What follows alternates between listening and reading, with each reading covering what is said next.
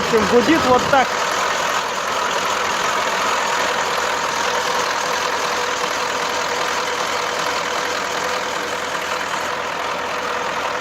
Выхлоп подсифонивает в одном месте на холодную, точно заметил.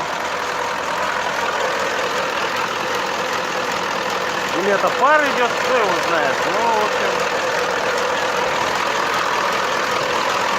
самое интересное, это центрифуга для меня сейчас почистил. Вроде нормас. Пол пинка завелась. Вот так.